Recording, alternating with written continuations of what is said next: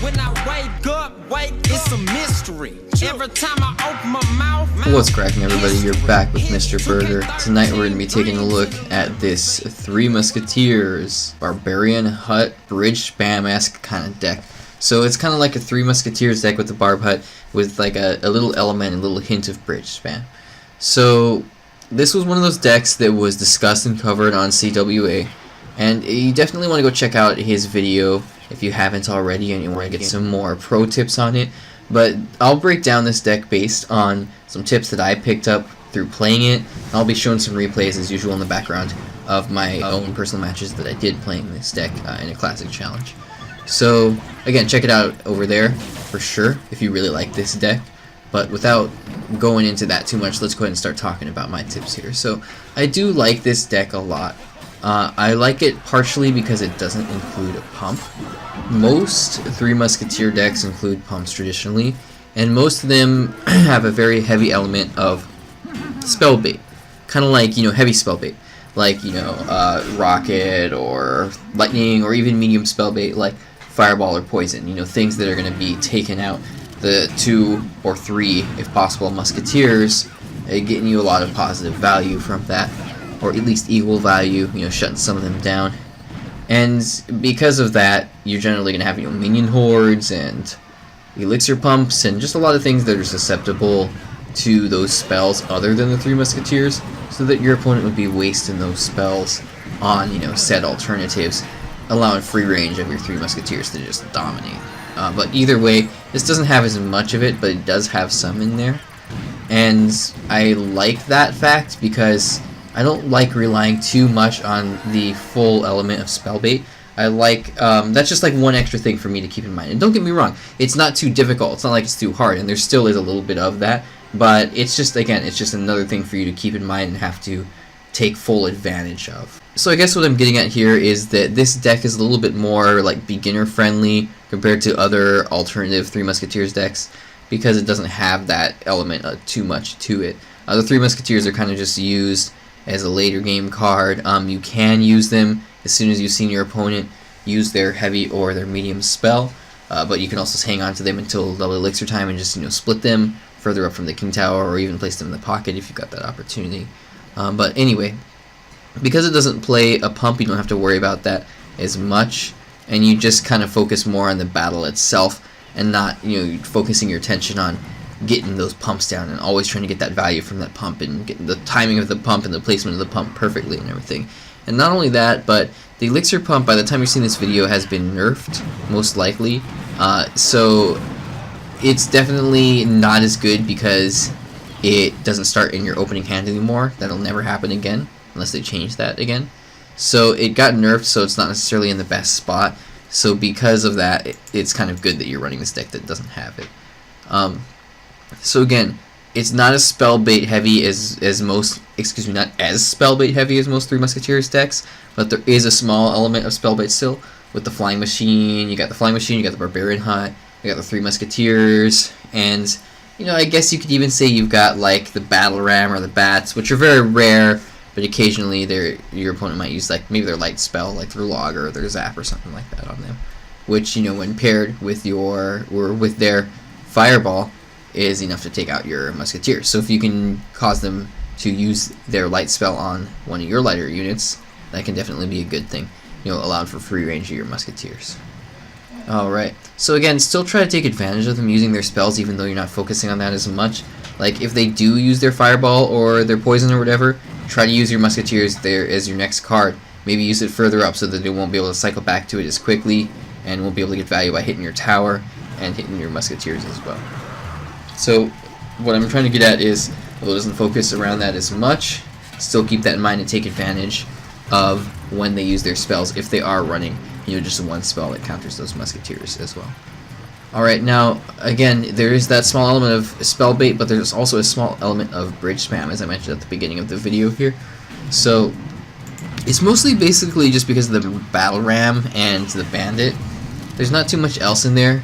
You could argue the Barbarian Barrel is a little bit bridge spammy. You could argue that the flying machines is a little bit bridge spammy. And the bats are just kind of cycle cards, so they kind of fit in there. But there is that element of bridge spam with the battle ram and the bandit. And you can also use both of them as tanks for your musketeers. You don't have a knight, you don't have an ice golem in this deck. You do have the battle ram, you do have the bandit, and you do have the barbarian barrel, which can all be used as kind of tanks for musketeers. So if you split your musketeers, you can put the battle ram usually in front of the one musketeer, and then maybe your weaker tank if you have enough elixir in front of the two musketeers, because they're generally going to answer the two musketeers. They're more likely to do that. So you want to support the one musketeer, allowing it to, you know, get its full potential, full benefit, because it's probably not as likely to be answered. Now this is an interesting matchup. This guy's playing Royal Recruits, and they are one level lower. But I wanted to share it anyway, because the Royal Recruits did get buffed by the time that you're seeing this video, so you're probably going to be seeing them a little bit more. I'm not too sure if they're going to be super meta or anything, but we'll see how it goes. We'll have to hang tight and see how the meta plays out. So anyway, this particular enemy is running the Royal Recruits, so we'll see how it goes. So back to this strategy here. So like I mentioned, there's that small element of bridge spam, and the Barbarian Barrel, it did get nerfed now by the time you're seeing this video. It wasn't in this recording, in these replays, but again, by the time you're watching it, it did get nerfed. So you may want to consider an alternative. If you'd rather run like Log or Zap, or maybe even Giant Snowball. If Giant Snowball turns out to be meta here, then you could definitely run one of those spells as well. But even if the Bar Barrel does get nerfed pretty hard, or if the nerf turns out to be pretty significant, that utility that it plays will still be pretty good. It's really fast, and it provides that one Barbarian, which can be kind of a mini tank. You know, I'm telling you, even just that one little Barbarian, you can put that alone for only 2 elixir in front of one of your Musketeers, or the 2 Musketeers, and it can tank for them quite well. Here we can see the Royal Recruits. He's doing a 3-3 split. So we'll see, running a kind of a split push deck myself, it works out pretty well. I'm able to counter it quite well. I'm interested to see how that buff is going to play out, though. I want to see how they're going to be, how strong they're going to be, and if they're going to be worth playing or not. Now let's talk about the Barbarian Hut itself, not the barrel, but the hut. So the hut provides a steady flow of troops, and you can kind of eventually overwhelm your opponent.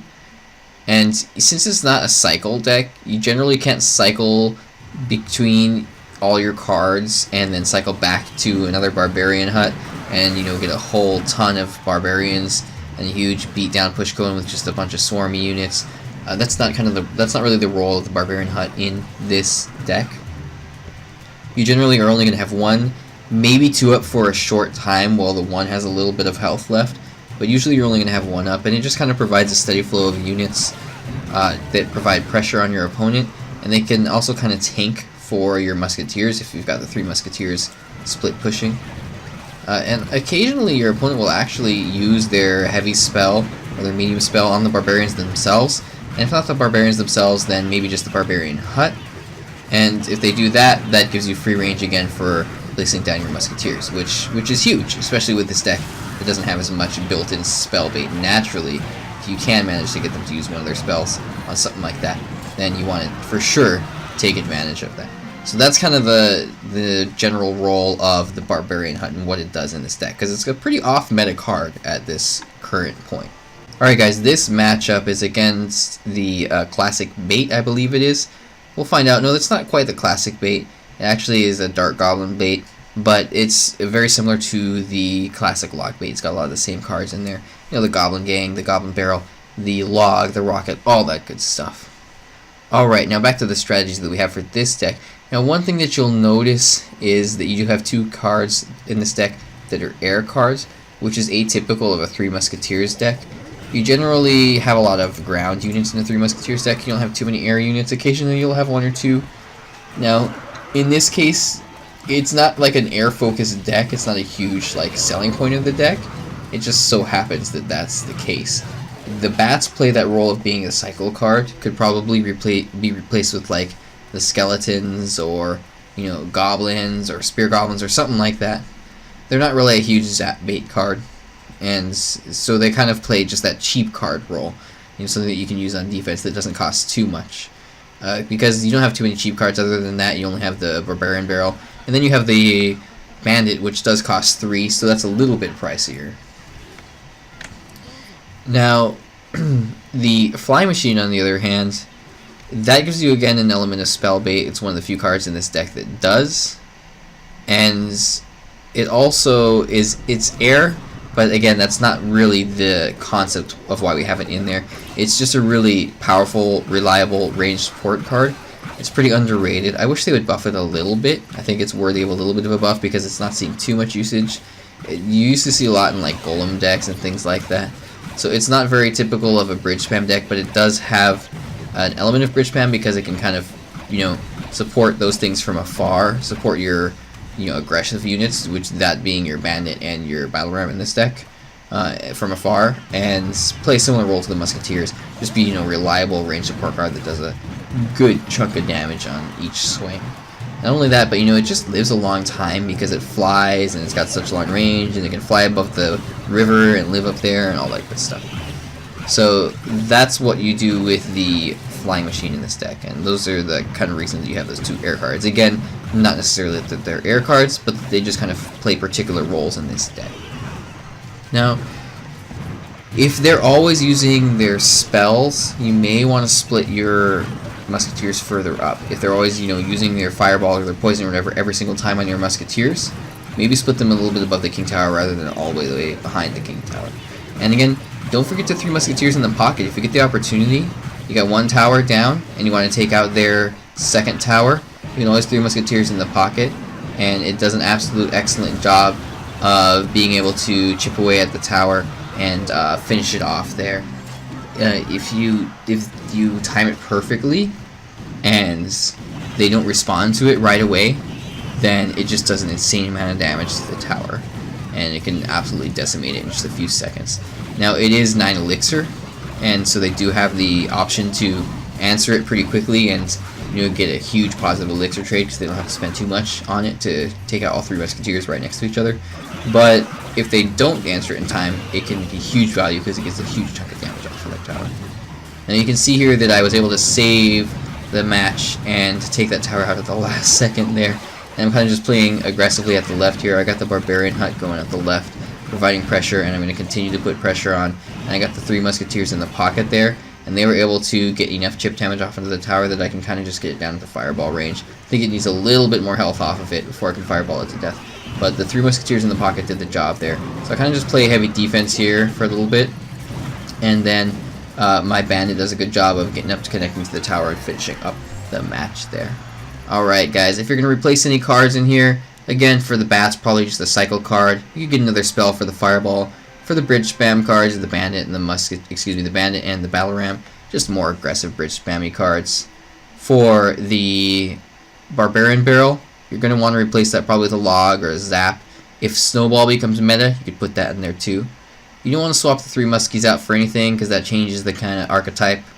And for the Barbarian Hut, maybe just something that's like a spell bait building, like a Goblin Hut or even a Tombstone or something like that. Alright guys, I think that is it for tonight's video. Thanks so much for watching. I'll catch you next time, and have a good night. When I wake up, it's a mystery. Every time I open my mouth,